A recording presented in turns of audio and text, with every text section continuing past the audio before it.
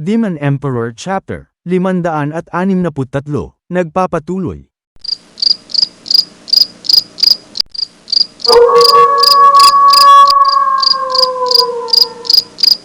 Mag-isang naglalakad si Chupa patungo sa kawalan dahil hating gabi na hindi pa siya natutulog. Ang sarap talaga dito sa opisina ng trabahador. Makakagala ka ng walang problema. Ito yung tinutukoy nila na peace of mind. Wala kang problemahin. Chupa, ang tagal mong nawala. Saan ka ba pumunta? Hindi ka namin mahanap. Potragis na mga asungot to. Panira talaga sila ng mood. Saan ka ba nagsusuot? Hindi mo ba alam na kailangan mong bumalik? Pagkatapos mo magtrabaho, dapat kailangan mo mag-report sa amin kung anong mga nangyari. Tapos nandito ka lang pala gumagala. Hating gabi na, hindi ka pa rin bumabalik. Malay ko ba na kailangan kong mag-report sa inyo? Wala namang nagsabi sa akin. Hindi naman ako manghuhula, di ba? Nakakainis na talaga itong si Chupa. Pilosopo. Maghunastili ka, Yuiling makapalang muka. Hindi natin siya pwedeng galawin. Dahil unang paglabag mo to, pagbibigyan ka namin, Chupa. Hindi ka namin paparusahan. Pero sa susunod na gawin mo pa ulit yan, malilintikan ka na sa amin. Ibibitin kita patiwarik nang walang saplot. Oh, talaga ba? Nakakatakot naman yan. Subukan nyo lang. Hindi ako natatakot sa inyo. Mga kupal kayo. Panira kayo ng araw. Sinira niyo ang peace of mind ko. Napupuno na talaga ako sa putangin ng tarantado na to. Isa siyang walang hiyang tao. Masanay ka na, Yuiling makapalang muka. Ganyan talaga siya umasta. Malakas kasi ang backer niya sa sekto. Kahit ang pinuno ng sekto ay hindi siya kayang galawin. Kailangan nating mag-ingat at magdahan-dahan. Hindi natin siya pwedeng saktan hanggat hindi natin nalalaman kung sinong backer niya. Kapag nalaman ko talaga kung sino ang backer niya at ang totoong pagkatao niya, maghanap ako ng paraan para tapusin ang hayop na yan. Pagkatapos ng paghiwalay nila ng gabing yon, hindi na nila binigyan ng trabaho si Chupa tungkol sa paglilinis sa sekto. Naging hayahay ang buhay ni Chupa dahil hindi na siya nagtatrabaho sa opisina ng trabahador. Ginugol ni Chupa ang 2 buwan sa pagpapahinga. Kain, tulog at walang pinoproblema. Nakaupo lamang siya magdamag araw-araw. At kinalimutan niya na ang sinabi sa kanya ni si Huyu na magpasikat sa buong sekto bilang isang kilalang sikat na vlogger. Naging matiwasay ang buhay ni Chupa at masaya sa opisina ng trabahador. Minsan bumibisita siya kay matandang ewan para makipagchismisan patungkol sa mga marites.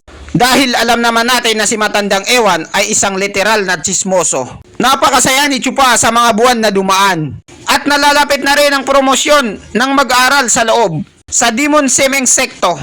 Pero walang pakialam si Chupa sa mga nangyayari sa labas. Dahil kontento na siya sa buhay na mayroon siya.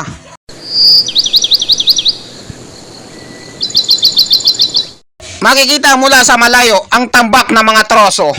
Ipinatawag ko kayong lahat dito dahil ang araw na to ay isang importanteng bagay at nakasalalay sa mga trabahador ng opisina. Tayong mga trabahador na naatasan na gumawa ng stage para sa mga mag-aaral sa labas kung saan sila ay magpapaligsahan. Kaya sipagan niyo ang trabaho, huwag kayong tatamad-tamad. 3 araw lang natin gagawin ito. At kapag hindi pa ito ayos sa tamang oras at hindi natuloy ang magaganap na kompetisyon, ang sarili niyong buhay ang magiging kapalit. Maglalaban-laban lang naman sila, di ba? Bakit kailangan pang maging grande? At ipagyabang sa lahat, ano ang ibig sabihin nun? Ito na naman si Chupa, nakikialam. Hindi na nga siya nagtatrabaho eh. Ang mga mag-aaral ba sa labas ay mga walang kwenta? Hindi nila kayang lumaban kapag walang stage? Nakakahiya naman sila. Mas maganda pa pala sa atin sa sabungan. Naglalaban-laban tayo kahit walang stage. Patay kong buhay. Naku po, inaasar na naman sila ni Chupa. Sa nakalipas na 2 buwan na to, lagi niya silang inaasar na 2. At silang 2 ay galit na galit lagi sa kanya. Kaso wala silang magawa. Dahil hindi nila pwedeng saktan si Chupa. Kawawang kalbo. Nainis na talaga ako sa iyo, Chupa! Manahimik ka dyan at huwag kang magreklamo. Dahil wala ka naman na itutulong dito. Gusto mo na bang mamatay? Sawa ka na bang mabuhay? Oo, gusto ko nang mamatay. Ihatid mo na ako sa kabilang mundo. Please? Ha ha ha ha. Puro ka lang dada. Wala ka namang tira. Tarantado tarantado ka, papatayin talaga kita! Huminahon ka lang, Sir Maitim na Kalbo. Koy lang.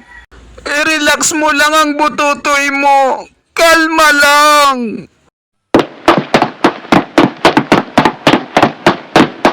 May biglang dumating na dalawang bisita na hindi inaasahan. Papa! Nandito na kami! Si Batang Blandy pala at isang binatilyo. Gang Air, anak ko! Papa! Gang Air, anak ko! Galingan mo sa laban. Kailangan maging mag-aaral ka sa loob. Dahil kung hindi, masasayang lahat ang pinaghirapan ng papa mo. Naintindihan mo ba ako, anak ko? Huwag kang mag-alala, Papa. Hindi kita papahiyain. At hindi kita bibiguin sa mga pangarap mo sa akin na maging mag-aaral sa loob. UR, kumusta na ang pag-insayo mo? Sa Dimondibo rin sabre. Sa palagay mo, handa ka na bang magamit ito? Sa darating na kaligsahan ng mga mag-aaral sa labas? Hindi magiging problema yan, ate ko. Ate Blandy. Handang-handa na ako sa laban. Bakit kaya nilalamas ni Batang Blandy ang kanyang dede? Nangangati siguro. Yan ang epekto pag hindi ka naliligo araw-araw. O baka naman hindi pa siya gumagaling. Hindi pa nagpahilot. Malaking problema yan pag nagkataon dahil hindi na kaya ng hilot pag umabot ng isang buwan. Kailangan na siyang operahan ng doktor at malaki ang magagastos. Yuiling, makapalang muka. Sino sa palagay mo ang mananalo sa kanilang dalawa? Ang anak kong malakas na pogi o ang kapatid mong babae na payatot pag naglaban sila? Siyempre naman, matik na yan. Ang kapatid kong babae ang mananalo. At wag mong matawag-tawag na payatot si UR na Batang Blandy. Dahil isa siyang sexy na maganda pa. Morena. Hindi, nagkakamali ka. Ang anak ko ang mananalo. Dahil mas malakas siya kesa sa kapatid mong payatot. Manahimik ka, Kalbo. Ang kapatid kong babae ang mananalo. Dahil bobo yung anak mong gorilya. Ang anak ko. Pag sinabi ko, ang anak ko. Ang kapatid kong babae ang mananalo. Isara mo yung bibig mo, ang baho ng hininga mo. Huwag na kayong magtalo dyan dahil magkakapalit na ang mukha niyo sa sobrang lapit. Pero sa palagay ko, Walang hiya ka, Chupa. Bakit ka nakikialam sa away naming dalawa? Mind your own business, Chupa. Bumili ka ng kausap mo. sa maniwala't kaya't sa hindi, magiging tabla ang laban nila kahit magpustahan pa tayo. Dahil pareho lang ang lakas nila, walang nakakalamang sa isa't isa. Pareho din silang bobo, kaya ang magiging resulta ay tabla. Tama ba ako? Chupa, anong klaseng basura yung bunganga mo? Puro na ng basura ang lumalabas sa bunganga mo. Magmula noon hanggang ngayon, alam mo naman na ang anak ko ay sasali sa isang paligsahan. Tapos wala kang magandang masabi sa kanya. Bagkos minamaliit mo pa siya. Pinagtatawanan mo siya, tapos inaasahan mo pang matatalo siya. Wala kang kwenta! Kapag may nangyaring masama sa kapatid ko, na si UR na Batang Blandy, magdasal ka na dahil ikaw ang sisingilin ko na mananagot. Kahit gaano pa kalaki ang baer mo, kahit sino pa sila, hindi ako natatakot. Bakit? Hindi ba ako tama? Real talk ang sinabi ko sa inyong dalawa. Huwag kayong masyadong offended. Sa isang paligsahan, ang pwedeng mangyari lang ay manalo, matalo. Matalo, manalo. O di kaya tabla. Yun lang ang pagpipilian. Huwag kayong masyadong epal at OA. Huwag nyo silang masyadong binibaby. Dahil hindi sila magiging matatag. At hindi magiging madali ang laban nila. Chupa, talagang napakasama talaga ng lumalabas sa bunganga mo. Ang sarap talagang basagin yan. Alam ko na palagi akong iniinis ni Chupa pag nakikita kami. Pero bakit ang kapatid ko? Galit na galit din sa kanya. Papa, sino siya? Hindi ko siya kilala. Ipakilala mo siya sa akin. Hindi pwede anak, dahil hindi magiging maganda ang ehemplo niya sa'yo. Ha ha ha ha ha.